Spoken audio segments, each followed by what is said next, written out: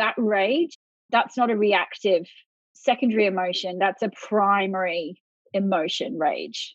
It's an energetic feeling, emotion. And, when men feel that, they're recognized as powerful and important, and they're promoted, or they're made chief of the clan, or they're hallowed in some way. They duel, they conquer. Yes. Let's go full circle. It's not acceptable for women to rage and duel and fight physically. It's not acceptable. Where does all of that go? I feel sincerely that the origin of so much disease, I feel it is suppression of an authentic expression of who we are and what we are feeling. And even if it is damned messy and inconvenient for others to hear, I feel that with everything that has happened to my body, there was always a message there. Hi, my name is Jenny Burrell, and welcome to the Power Years Project podcast, a virtual healing space for all women ready to embark on their radical midlife redesign. This podcast is ode to all the amazing possibilities still to come, all the life yet to be lived, and how we journey to a truly self-authored life.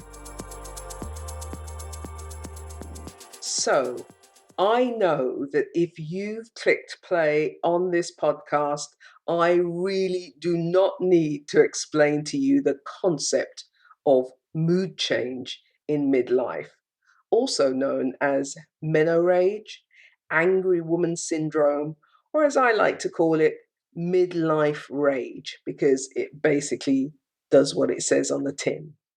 So if you're a subscriber to this syndrome in midlife, if this is part of your life, you may well have noticed that you are not the fun-dolly that you used to be. You may also feel that you're experiencing longer lasting bouts of low mood, and most notably at the other end of the spectrum, when you blow. Boy, do you blow.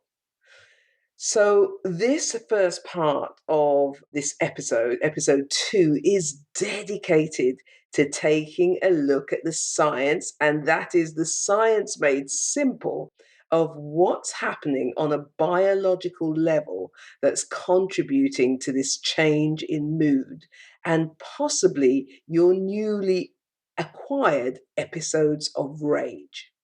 And then in part 2 of this episode, alongside my dear friend and colleague, Thea Baker, who's an expert in family therapy and psychotherapy and counselling in Melbourne in Australia, we'll discuss the socio-psycho-spiritual aspects of this phenomenon and further answer the question, why are midlife women so angry? And we'll also be offering some practical and based in reality solutions that we can all take heart from. So I am so excited to share this information with you. Researching this has been totally fascinating, and I know that every woman going through this at this very moment will truly gain some insight and hopefully a lot of food for thought on her own situation. So here goes. The biology of midlife anger, also known as what the hell is going on in our bodies? Make no mistake, this subject matter is massive. And so I really decided to hone my focus on one particular chemical, a neurotransmitter called serotonin. For most of you, it will ring a bell as something in your body linked to feeling good. It's also known as the housekeeping chemical because it fulfills a dizzying array of critical roles throughout the body. First, let's just get clear on what a neurotransmitter is. In the simplest terms, a neurotransmitter is a chemical substance which connects neurons, those are your nerve cells, and serve to potentiate and make possible and regulate a vast array of bodily functions.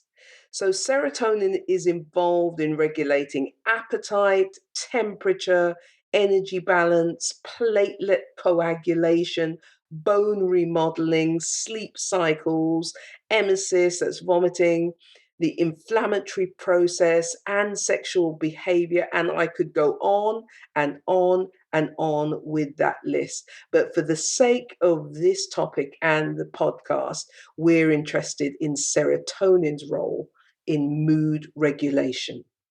Many of you will know that there's a whole class of drugs called SSRIs, selective serotonin reuptake inhibitors, and they are a class of antidepressant that inhibit the reabsorption of serotonin by neurons, so increasing the availability of serotonin as a neurotransmitter, therefore improving mood regulation. So I hope I've impressed upon you the pretty major role that serotonin plays in one being in a good mood.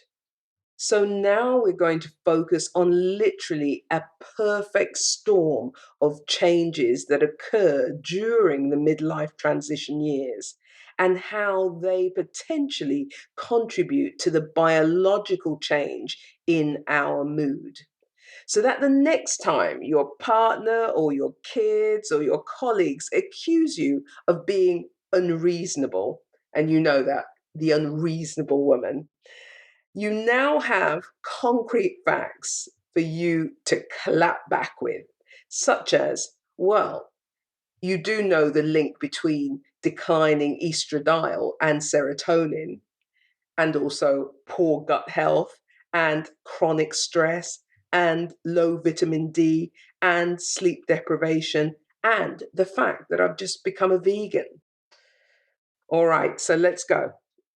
First up, declining estrogen, and more importantly, estradiol, one of the estrogens, and its impact on the production of serotonin.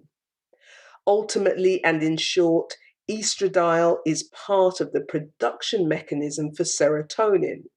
And as serotonin starts to decline in the perimenopausal years, there too will go the decline in the manufacture of serotonin.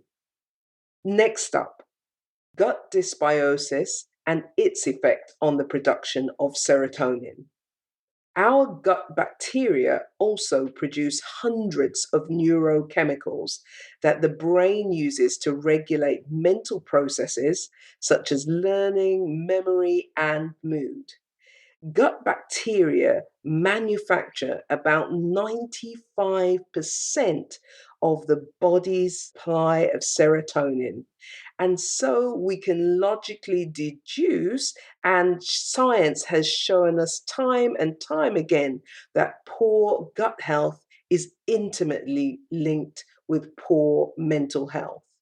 And incidentally, the bacteria that live naturally in a healthy bowel are also able to make vitamin B6, another big mover and shaker in the land of good mental health and mood. So let's move on to the subject of chronic stress, one of the ultimate BFFs of most midlife women, and the serotonin connection. Chronic stress has been shown to be one of the primary risk factors for developing mood pathologies. Chronic stress results in the hyperactivation of the HPA axis, resulting in persistently elevated cortisol levels. The stress cascade becomes a wrecking crew that targets neurotransmitters and downregulates or alters their efficacy. So, studies have shown that a subset of patients suffering from depressive disorders display a hyperaroused HPA axis with higher levels of cortisol compared to individuals who are not depressed. And please do check out the references in the show notes for all the studies mentioned in this episode. All right, so now let's move on to the subject of vitamin D and its link to serotonin. So, with respect to brain serotonin manufacture, adequate vitamin D and omega-3 fatty acid have both been linked with mood disorders. And like estradiol, vitamin D is seen as a potentiator in the production of serotonin in the brain. So I think it goes without saying that most of the world's population appears to be deficient in vitamin D. And via the consumption of processed foods, and most people seem to be consuming more omega 6 fatty acids compared to 3 that's optimal for health. All right, so moving on apace to a topic that is literally the bugbear of possibly every midlife woman on this planet, the lack of quality sleep. So, there is a large body of research that supports the connection between sleep deprivation and mood changes, such as increased anger and aggression. And in the study that I've linked to in the show notes, the study is entitled The Amygdala, Sleep Debt, Sleep Deprivation, and the Emotion of Anger, a Possible Connection. Well, in this study, it was clearly demonstrated that individuals who got an adequate amount of sleep each night exhibited fewer emotional outbursts, such as anger, and displayed fewer aggressive behaviors. Okay, we're nearly there. So let's move on to the trend of going vegan. And full disclosure, this is not going to be a vegan bash, but we have to talk about vitamin B12 and low levels of B12 and other B vitamins such as vitamin B6 and folate all being linked to depression. So, if someone becomes a vegan and isn't careful to find and include vegan sources of B12, especially, this deficiency has the potential to negatively impact mood. And last, but in no way least, this little gem. I am a toucher in my social life and as a professional. I'm a soft tissue therapist. And so I'm pretty privy to why the actual science behind why being touched by the right person in the right way at the right time feels good. It's because of these touch receptors in our skin called mechanoreceptors. Well, there is this one class of mechanoreceptor called a Merkel disc. And guess what? When the Merkel discs are stimulated, i.e., the skin is lightly stroked, they too produce serotonin. Now, we know that most of serotonin is made in the gut and some is made in the brain. So it follows that not that much can be made in the skin. But if less touching and being touched is also part of our midlife story, that could also be another piece in the midlife low mood, anger, and rage puzzle. So we've reached the end of this first part of this episode. And I really hope that I made the science simple and also gave you huge food for thought and maybe even some avenues to explore regarding your own biological aspects of midlife rage.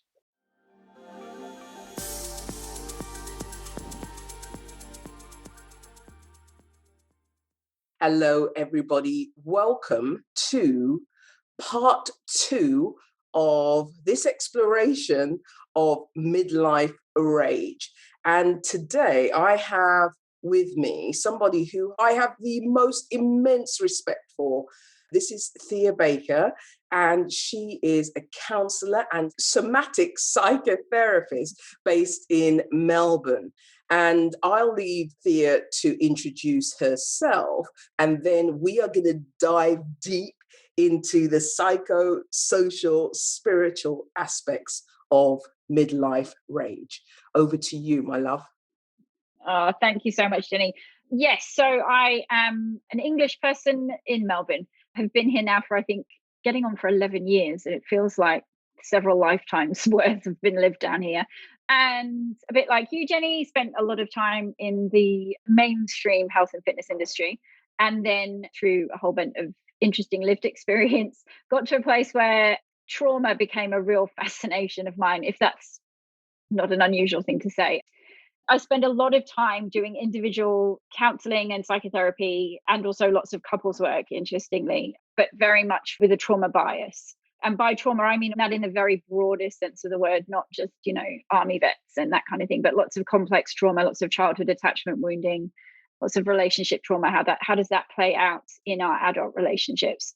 And it really does play out magnificently, particularly at this stage of life, right? It's when all the wheels can sometimes really fall off, not only for us personally, but then there's a ripple and it affects others around. So yeah, that's how I spend most of my time, keeping myself out of mischief. That and my 5 children, adult male human partner and dog. Very important member of the team. Okay. And you are global. I mean, we will add Thea's contact details and where you can find her and all links to what she's doing in the show notes. But you are international. Before we started recording, you were saying, oh, I've started in England coaching this morning and now I'm finishing in England. But throughout the day, you've been all around the world. All over the place. Yeah. Lots of in-person work. Thankfully, in Australia at the moment, we've got a bit of a handle on COVID for now. That situation seems to change as quickly as the wind, to be honest. But lots of in-person work down here, but interstate throughout Australia. I do lots of Zoom sessions. I've got clients in New Zealand, China, Bali, the Netherlands. Yeah, all over I've had South America, like random, bizarre, but yes, fabulous. Yeah. All right. So this is the juice. We're going to move on to the psycho-social spiritual aspects of midlife rage. And both Thea and I have got a list, but we're going to go off the list. This podcast is and will always be dedicated to a whole load of truth saying. And some of that truth saying is uncomfortable, but that is life. We will never apologize for speaking the truth. And some of it is niggly, and some of it can be perceived as being a bit depressing. But for every frown we present, we're going to uptick that frown because there's always another conversation that is more focused on what can we do about that? What can we do about that? And we'll always take you there. So please don't worry that this is going to be like kind of, you're 50 and it's a mess. No. Yeah, some things might be a mess. And then what are we going to do about it? So we're going to start with number 1, stifled anger and authenticity unexpressed. And I wrote, there was a phrase that we talked about before we started filming, accumulated resentment. So I really wondered, where does all that stuff go? Since you were a kid, a teacher says something to you and you have a response, but you give another response. All the way through to a boy says, oh, I don't like you wearing those long skirts, wear a short skirt, and you go and put on the short skirt. All the way up to you're having a baby and the medical team says, we're going to be doing this, we're doing this, and we know that happens.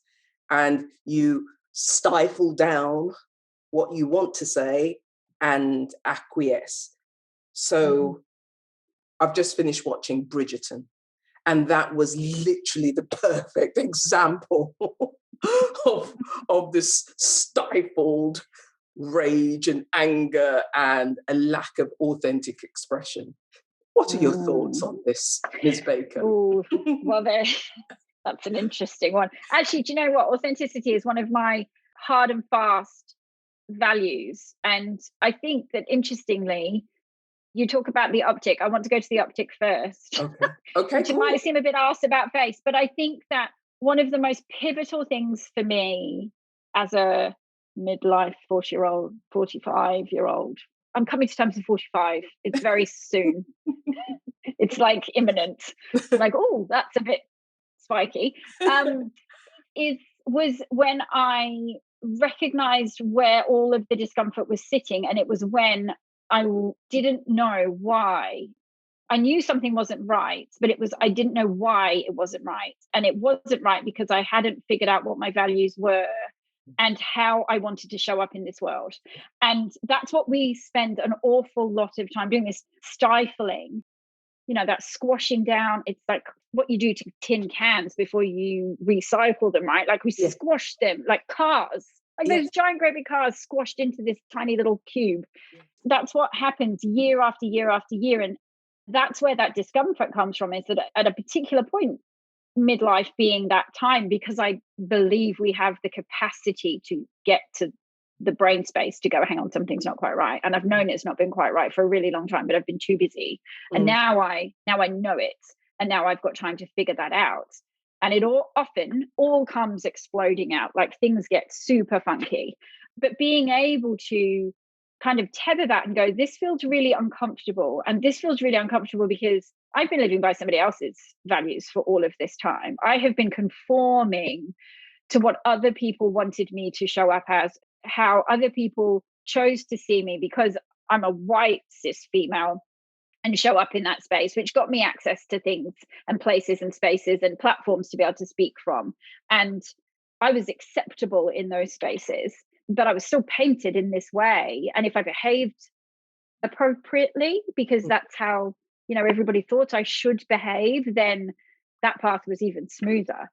But it didn't sit right sometimes. And so that inauthenticity is such a funky one, right? Because if we don't act, if we don't take that back and say, actually, no, what does matter to me? And most powerfully, it's okay that they matter to me and they don't matter to you. And actually, even if the same value matters to you, you might define that completely differently to me. Go for it. Like, that's awesome, because you get to do you. There is a space in this world that is entirely supposed to be Jenny Burrell, and there's a space in this world that's supposed to be entirely Thea Baker. But we've been living this kind of like fuzzy version of that in this conformist space. Yeah. I think that answered the question. And I think, and this is a Gabor Mate-ism, we have spent a lifetime trading our authenticity for attachment, for fitting in, for people think she's such a nice woman. She's lovely. She is. Oh, she's. Isn't that the value? The value we should all be going for? Yeah, we should be nice. Yeah, that's it. The nice.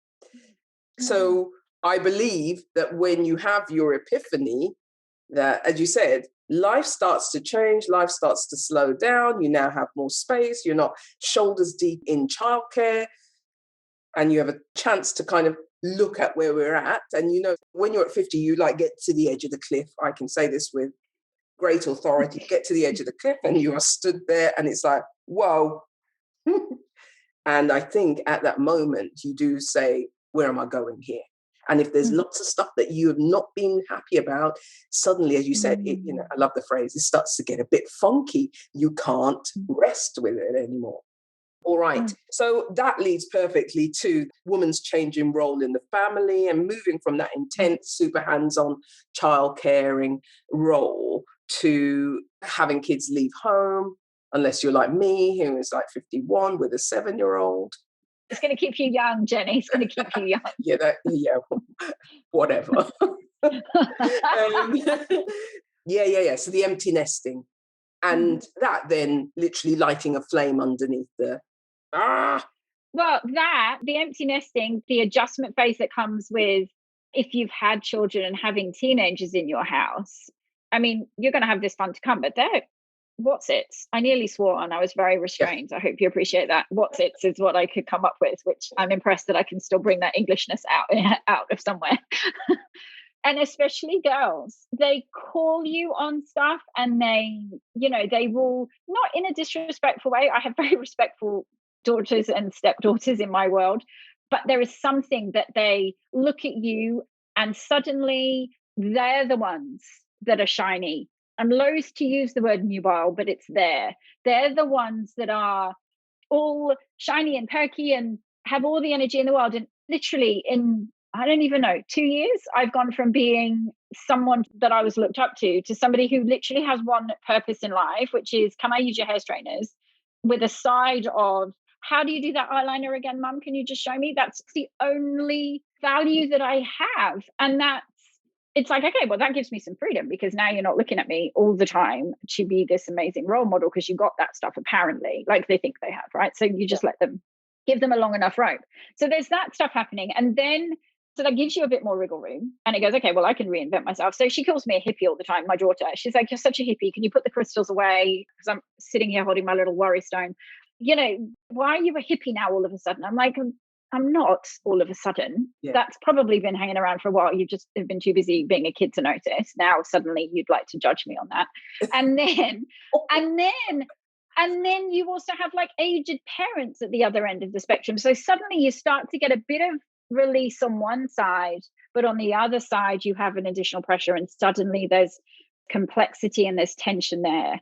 And at the same time, this need to attend to your relationship, because you've been too busy to really pay attention to that, your primary relationship, if you still have one intact, yes. Which is an issue, actually. And I say that kind of flippantly, but it's very common to get to this point and not have, because of all of the non-attendance, because we've been too busy with the nappies and the, carpool. Reading and all of the things. Yes, carpool. Yeah. So there's this big shift. And I said it so many times in my work through the fitness industry and still now, is that we are blessed as women. We are blessed to have these various iterations and these opportunities to reinvent ourselves. I have reinvented myself, this, more times than I've had hot dinners. And that's a gift that we get with our life stages and the transitions of womanhood that men don't have. They're on their little testosterone Groundhog Day, just doing man. And that's not to downplay their role at all, but it is a very different experience. So we have this gift, but it comes with these tensions. There's the kids, the partner, if we have one, if we have the kids, and then the aged parents, if we've got them too. So again, there's a pressure valve that releases, that allows us to get, like you said, you get to the edge of the cliff and your head pops up like a, one of those marsupials. Yes, meerkat. Yeah. Like the meerkat, like popping up. We don't have those adverts over here, but I remember them from back home. And, we pop up and we go, oh, this stuff. But then, yes, we still feel like we're pushed and pulled 1,000 different ways. And again, no wonder it doesn't all come out. Yeah. Not the way we necessarily might want it to. Absolutely. Yeah. Yeah. All right. We're going to move on to something that we are both quite antsy about.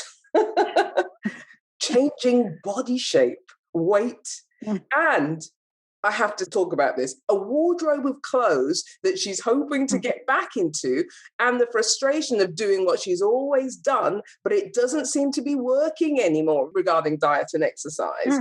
All right, now, PSA, and everybody working in the movement, fitness, wellness industry, diet industry, they really need to stop telling lies to women in their 50s and 40s, perimenopausal to postmenopausal. What worked in your 20s and 30s will not, in general, for about 90% of the women, work in your peri to postmenopausal years. Okay? So some education, some re-education is almost like, okay, so you did your first fitness cert and your whatever cert, your Pilates cert, even your yoga cert, then you need to take another one that is geared towards understanding the needs and the biological changes of midlife women. How dare you serve us and still be preaching the message of move more, eat less. And you know what? Most people into midlife, they're starting to go into metabolic syndrome. They've got insulin resistance, etc., etc. The whole nutrition conversation needs to be radically changed. And most of it is stop eating so much starchy carbs, sugar, and boozing. And when people are using like kind of those three things as a coping strategy, that's not just as simple as saying, right, we need to have 60 days sugar crush, and thinking that will work when that woman is using the sugar consumption as a coping strategy. Yep. To get through the day, to get through to I had a client say to me, the only thing I'm really looking forward to is that glass of wine at the end of the day. And I'm like, of course you are. Of course you are, because you've been hanging on since whenever in your day to get to that point. Now, yes, we know that that's the last thing that physical form needs.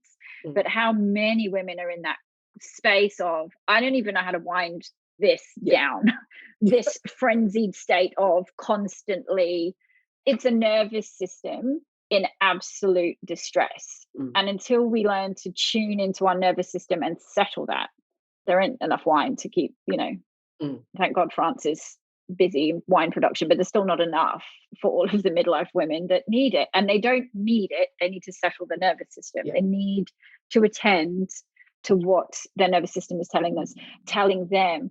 And, you said about that stuffing down and that compression, and I've got that vision of the car being compressed and the tin cans and everything that shows up in our physical body as a stuckness.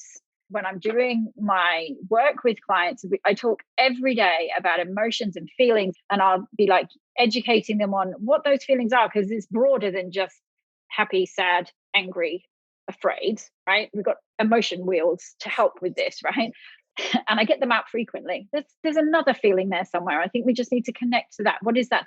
And then my next question, and I always couch it the same way, because people are just like, oh, here she goes again. And I'm like, I know I'm going to sound like that very annoying psychotherapist. I don't normally say it like that. I normally use the W word, but I'm like that very psychotherapist. Where do you feel that in your body? Where is that showing up for you in their body? And educating women that is telling us something. It's not normally a throbbing big toe. It's normally a sensation in their gut. It's normally a tightness in their chest. It's normally, Yeah. And when I first started doing this work, this whole concept of coming out of here and dropping into your body, the resistance was immense. And indeed, I had not known this. I mean, you would feel your body like a big adrenaline rush if you were fearful of something like that. But the whole concept of taking everything, this like ball, this basket of knitting wool, and then dropping it down into your body, and for the first time listening to your body and the wisdom, and working it out from the wisdom that you're tapping into that's actually in your body, that for me was just like, whoa. Yeah,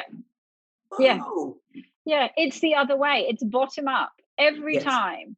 Nervous system, emotions, then thoughts. Thoughts are just the story that your brain makes up to make sense of everything else that's going on. It is all a story. Sometimes it's a very compelling story. Sometimes it is truly well written, right? And utterly believable. But it doesn't mean that it's true. It doesn't mean that it's true. Yeah. And that's scary. That's really scary for a lot of people, a lot of women, to be able to go, actually, it was all just what I said to myself to get myself through that marriage, that episode of not being able to sleep with my child because the child didn't sleep for the first 6 years of its life, or whatever it is, that's held somewhere. All of that started as a nervous system response and an emotional felt sense before it ever became a story. Yeah. We could go, maybe this is another podcast on the drink. We're gonna come back there. We're gonna come back there. Okay. This one, let's do 4 and 5 together. Missed opportunities and lost careers. And again, we were just talking before we were recording about the Australian author who spoke about Annabelle Crabb. So Annabelle Crabb is this fabulous, I really recommend everyone gets hold of her book. She spent some time in England, actually. She was a journalist for the ABC over in the UK, and she's a lawyer. She's incredibly, I have like the biggest girl crush on her. She's got crazy wild curly hair like mine normally is when it's been let loose of the hair straighteners. And she wrote a book in 2014 called The Wife Drought. And she talks so beautifully about the fact that men get to the position that they get to be in because they have wives. And our fundamental issue as women is that we don't have them. Like, if we could all just recruit ourselves some wives, and ones that could do the child rearing and actually the carrying of the children, like all of the things. And if you have to go down the IVF route, all of that stuff, like all of the things. It's a really compelling read. And she recently published a quarterly essay over here on this cultural and societal implications of why men aren't taking up paid maternity leave. So it's kind of horrifying. Since 1991 in Australia, 4% of men in 1991 were taking up paid paternity leave. She did the research in 2020. That's gone up to a mighty 5%. Wow. 5% in nearly 20 years. 5%. Wow. 30 years. I can't do maths. Yes, like an obscene. Like it's because it That's is a not stat. the men's job. It's just not. Mm. And even though, you know, they've really tried hard in some spaces to really encourage men to take it up, it is not what they do. And I think from that perspective, we are miles behind over here in Australia, where you guys are in the UK. I don't think it's good enough still. But But I think that definitely that could be a source of anger. Actually, the realization that we have come so far and not far at all. And no far at all. Yes. And actually, during this pandemic, that has also been highlighted mightily, whereby women's lives, you know, the bulk of childcare and the who's going to look after the kids while the other one works has fallen on the women. Lots of women, especially those in the wellness industry, have been juggling Zoom classes and their work on Zoom with kids running around them. And I think just that whole sense of, look at how advanced we are, and yet I am still the only one who cleans the toilet. And that has the potential to make you vexed. Because how do we get out of that? Yeah.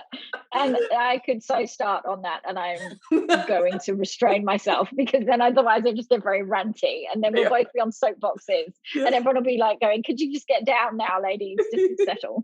Robert, they are up there on their soapboxes with us. There's a whole load of people watching this going, right on, sister. Okay, this is a funny one. The accumulated effect of a lack of rest, truly restful holidays. Look, I am a very late mom. I have spent, you know, a good portion of my life going on holiday and resting. Now, this was to me like what literally, it's not going to be the final insult because I know there's other things to come, but it was for me the final insult that I could pay a significant amount of money to go to be somewhere else. And actually, all I'm doing is just doing what I do at home in the heat, sweating as I do it.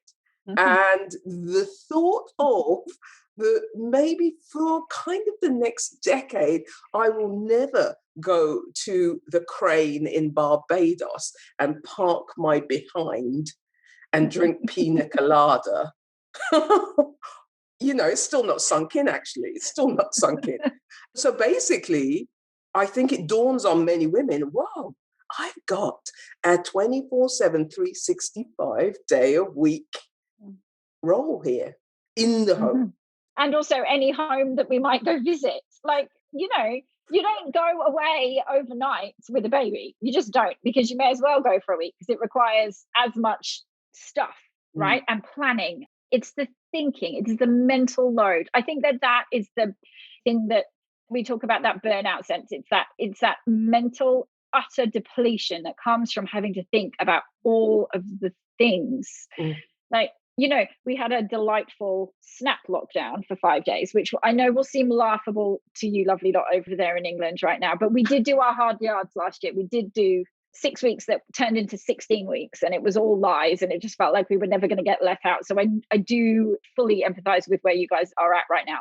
But about 2 weeks ago, we had this like snap lockdown. It's like, surprise, we're just going to shut it all down for 5 days to see if we can control what's going on. And my first thought, they both are very capable, but all 5 of them, but the 2 that were at home, are very capable of making their own lunches. So please know that I have trained them sufficiently to make their own lunches. But I did have this huge sense of, oh my gosh, that's 3 days, because it was Saturday, Sunday, Monday, Tuesday, Wednesday, 3 days where I do not have to think about getting the grumpy teenage 13-year-old boy out of his stink fest of the bedroom up in time to get him, forcibly into the shower, to then nag him to get his butt outside in time to catch the tram, in time to get to school.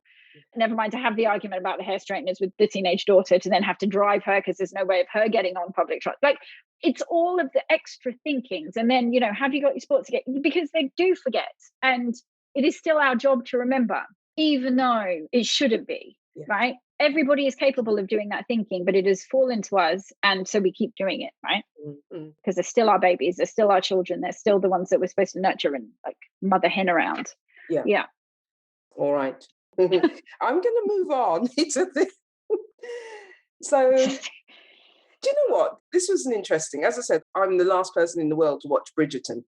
And I adored it. But I have to confess that the way it ended it, without being a spoiler to everyone, I was so glad that it was a happy ending, because I've just thought my nervous system can't really take a bad ending. Things going wrong at this moment. I just needed some... But it did strike me that whole scenario, those whole 8 episodes, and I was referred to it as the Disney narrative, where you'll meet a prince and he's handsome and tall and you'll love each other, and then a baby will come out like a greased pea and you'll have wonderful sex forever, etc., etc.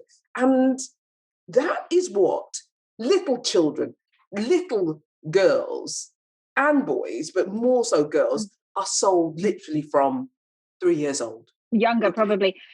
And so what happens when you get to 50? And again, there is the space and the quiet that allows you to kind of like reflect on that and then realize that you have been manipulated for basically all of your life into believing this scenario, this narrative, and what you've possibly ended up with has blooming fallen short of that. Jenny, every single couple that I work with in couples therapy, I bang this same drum. I'm like, you do know that Disney sold you a lie, as did Hollywood, because all of those films, actually, they don't end at the greased pea and the happy sex forever after. They end at the that bit and the tin cans, and they all live happily ever after. They don't go back 2 years down the track, right? When they're knee-high nappies and they're yelling at each other, because that is not the story that anyone wants to finish on. We wanted the happily ever after with the lovely Duke, because that serves us. And you're right, none of us could have coped with a bad ending at this particular point in COVID, right? But it is an absolute myth. It is the biggest steaming crock of myth I could possibly even, because I'm doing so well. It sold this from the tiniest age, and it's detrimental to all of us, men and women, right? It's not just to us, because they're shortchanged too. These guys are not well versed in how to talk about emotions, and then we're expecting so much. We're expecting this soulmatery from this poor guy who essentially just turns up looking pretty on a horse. He doesn't have capacity to do emotions. That's not in the script. That's certainly not what happens in Hollywood, right? And we expect this of our men, and then they get home from work, because it is how the world still works most of the time.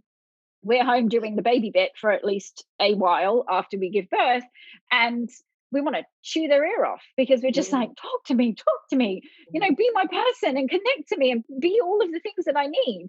And then this poor Prince Charming, who has done a hard day's work, is like, I got nothing and I don't know how to do this. This is like a whole nother alien language. I can't give this to you. Go find it somewhere else. I need to go to my cave. I've just done my thing. That's what I am good, and everybody is missold. It is, worse than the insurance thing over, with mortgage insurance claims over there, when that whole thing that you guys have been working through. We're missold insurance for your mortgages, right? Like, it's worse than that. The PPI of a relationship. That's it. Yes. There's quite a lot here. I think we're going to have to do another episode here. But I have to have a part 2. Yeah, we could, we could. But let's talk about this one. This one is quite close to my own heart, and I'm sure that you must see it a lot. Lack of financial power and freedom for women. And I think, again, as you're getting older, realizing that is so. And if you are in an unhappy relationship, then obviously if you're thinking, right, I need to get out of this, or I think we should separate, then the next thought you have is, how does that work financially? And without kind of making it into a massive yarn, one of the things that marked my own childhood was my mother's oft repetition of, I want to leave your father, way to build confidence in children. I want to leave your father, but I don't have any money. And then if he goes and gets a new wife, then she might treat all of you badly. And, my mother had mental health issues all of her life. And I believe the realization that you have no financial power, I think that could make you very angry. And so stuck. You spent your time rearing children and doing that deeply honorable and valuable work, but either way, that's taken you out of the workforce and you have no money. Yep. No money, no capacity to, we talked about missed careers and those opportunities that were missed. You've taken time out of the workforce. You can't go back and earn the same amount of money. And ultimately, children have to do school holidays. That becomes a real issue. It's actually how I got into the health and fitness industry. It was like, okay, well, I can't go back into corporate HR after my divorce came through and, my marriage fell apart. What can I do that kind of means I can set my own terms? That's how it all started, was I need to have something that I can do that can fit around my kids. Because they were primarily my responsibility, right? Like, your mum is thinking she can't leave your dad because what will happen to you guys? Not only, so it's layered. It's I don't know any different. I don't even know where all the money's kept. That was certainly my issue, right? I had no idea. God bless my husband. He's an accountant. So he could have squirreled money here, there, and everywhere. He's a good man. He was totally honorable. But that was a thought, was like, actually, where is all the money? I have no idea. I've never looked after the money. And, that feeds into my lovely dialogue, which says, Thea's always been rubbish with money, because that's the family story that runs through my life. And so then all of a sudden we have this thing, and it's this snowball. Better to stay put and suck up and put up. Many, many women do, which is why we have so many women leaving later, right? When the kids aren't at home anymore. Yeah. Because, what's the mean age for divorce is 52, isn't it? 52. It's not coincidental. For most people, yeah. So you've got the menopause, and then you've got your kids are 20 odd and gone to uni, etc. That's it. We've actually covered quite a lot of them. You know what? I would like to move to personal health concerns. Things start malfunctioning. I was saying to you, I thought that was a nice way of putting things, to be honest, Jenny. I have had 3 surgeries in a decade, and it's been like down there bother, pelvic health surgery, and just recently breast cancer. And I was saying to you, it's like an insult to literally the definition of my femininity. I think that without a lot of support and also a lot of education about what is going on and the cause of the dysfunction, the malfunction, that I could be in a different place. I could be in a different place if I wasn't surrounded by the people I am surrounded with. If I didn't do the work that I do, which is working in this field, I could be in a way different place. And definitely, I think that a lot of anger might be caused by thinking, why me? Why me? But definitely, I feel that things going awry with your pelvic health is definitely a source of anger. And we know that. The link between depression and things like pelvic organ prolapse is absolutely confirmed. And it takes apparently 7 years for a woman to seek help for pelvic health dysfunction like prolapse and incontinence. And in that time, you are most likely not going to be up for some ha-ha, he sex. Or just even plain old vanilla sex. I mean, even just bog standard sex, not even the exciting one. No, but that could be a source. Yeah. It's interesting. So, we were in the same kind of space, the pregnant postnatal, women's health and fitness space, when we both did that as a purist, right? And so whilst I advertise from my counseling and my psychotherapeutic approach an interest in women's health, the majority of the people that I see don't come to see me because they have a mental health issue that is directly in their mind related to their pelvis, their uterus, their vulva, anything. That's not why they come and see me. They come and see me because of other things. But probably of the females that I work with, probably 50% of women, we end up talking about some area of this, whether it's because they've suffered sexual abuse, rape, sexual assault, whether it's because they've had really traumatic births and they've never been able to name it, whether it's because they have vaginismus, other pelvic pain conditions, whether it's because they're getting up out of bed to go for a wee and they've wet the bed before they've even realized, fecal incontinence. The amount of women that I refer to my pelvic health physio friends that I've worked with in the industry for so long in this role in a mental health capacity is staggering. And I don't think the two things, again, it's not a coincidence. There are not enough safe spaces to have those conversations because, like you say, you don't own it. You're not going to go put your hand up and go, okay, so on top of feeling just really not quite right, I've put on more weight than I would like to, and I can't shift it because none of those things are working, and I'm dissatisfied in my relationship, and my older parents are starting to cause me real anxiety, and I think they're going to have to move in with us, and that's going to make all of the other relationships harder in my life, and all of these other pressures. Am I going to put my hand up and say, oh, and by the way, I can't actually have comfortable sex because it really, really hurts, and I don't really know why, and I thought it was always supposed to just be like that because that's been like that for as long as I can remember, and I've put up and I've shut up and I've just carried on and lied back and thought of England, Australia, and any other country, right? It makes you more than angry. It makes you beyond resentful. And that rage, that's not a reactive secondary emotion. That's a primary emotion, rage, right? It's an energetic feeling, emotion. And, when men feel that, they're recognized as powerful and important, and they're promoted, or they're made chief of the clan, or they're hallowed they in fight, some way. they conquer, yes. And let's go full circle. So where does that? It's not acceptable for women to rage and duel and fight physically. It's not acceptable. It's not acceptable. And where does all of that go? And I feel sincerely that the origin of so much disease, I feel it is suppression of an authentic expression of who we are and what we are feeling. And even if it is damned messy and inconvenient for others to hear, I feel that so deeply. I feel that with everything that has happened to my body. I won't say gone wrong with my body, because I actually think that everything that has gone wrong went right, because there was always a message there.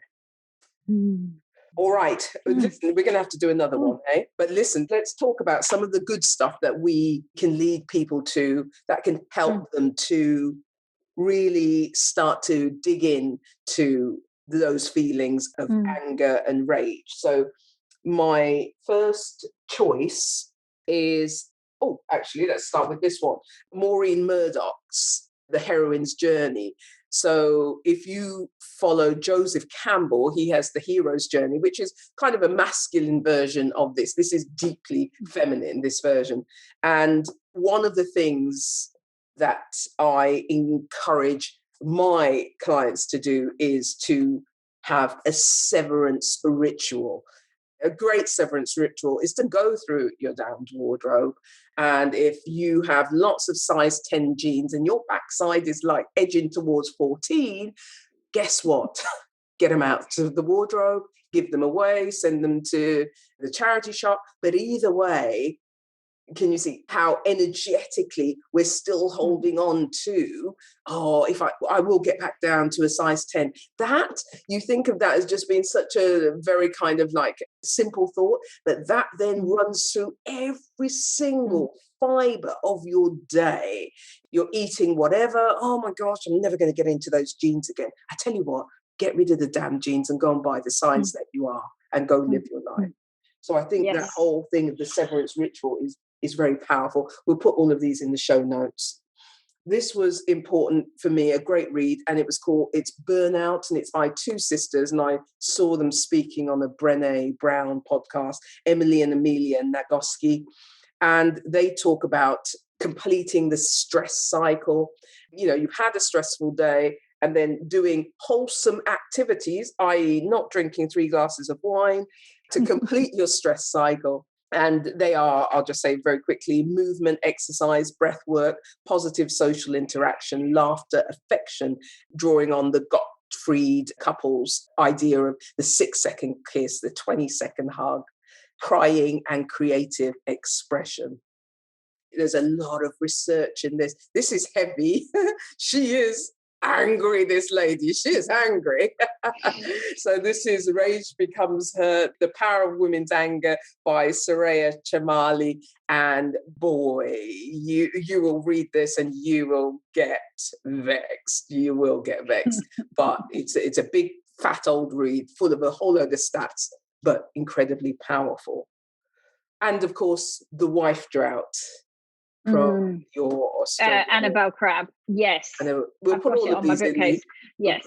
Put them in the show notes. Anything else that you feel that people could draw on? Obviously, they can hire you to work through. And actually, they can hire you or me as well. But this is it. I believe that there is a new epoch ahead of women. There has to be a formality in how one goes forward, a formality in the kind of like, okay, everything power down. We're going to create some kind of nest and rest, and we are going to create a plan and a new map for this territory. We're going to sit and reflect on our life and then really make a plan going forward. What the hell? Why isn't this a thing? It's so true. I might live for another 30 years. Why isn't there a plan? Yeah. There's an excuse for not really having a plan before this point. But I'm searching to find a reason why we would not have a proper plan that we are working from this point onwards. And actually, there's a lot to be said around, so when you think about retirement, if any of us in our generation ever get to actually retire, given the state of affairs, right? But that speaks to so much of, so for example, my mother's kind of generation of when they stop working, mental health declines so significantly, right? Because those connections, if they were working outside of the home, those connections are now not there. They don't have their regular routine. Their brain is not being tested the way that it was. So not only do we start to see a decline of mental health, an increase in loneliness, which frankly is going to be the next biggest killer, and then onset of Alzheimer's and dementia. Right? Because we're not doing those things. So absolutely, we need a plan. We need a plan individually. We need a plan collectively. Like, what a powerful thing, right? To be able to create those spaces, to be able to have those conversations safely, to be able to share that, to be not vent in that kind of unhelpfully, just like the equivalent of mother's group, but like the other end of the age spectrum, right? But actually with purpose. Like, what could we do with that? It would be incredible. Yeah. It would be incredible. And what would the world look like, as you said, collectively, if that was a norm collectively?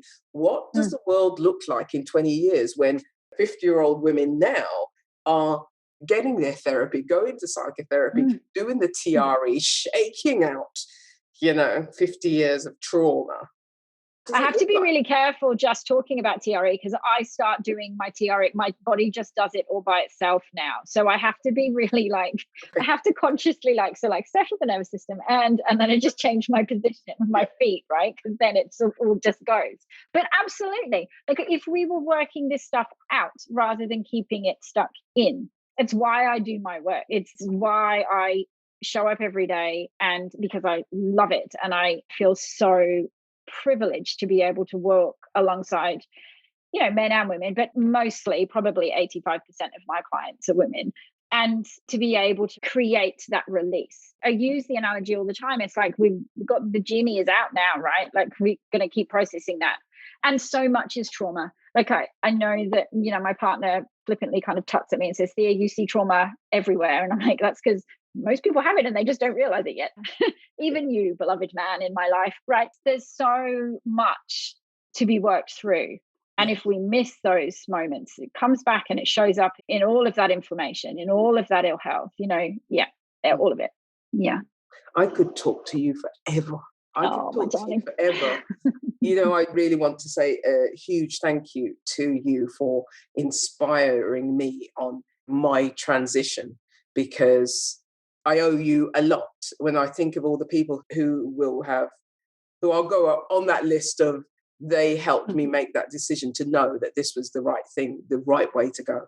And you're right, these conversations have to be had. And I am literally kind of besides myself with the feeling of wake up, everybody wake up, woman, wake up.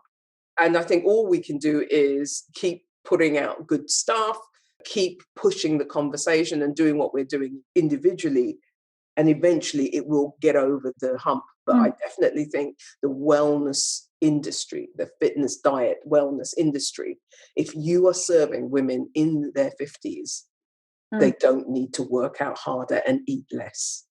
No, they need to connect more and share more and work out, but not work out in the muscle sense. Work out all of those things that have been stuck and suppressed. Yeah. Wake up. Yeah.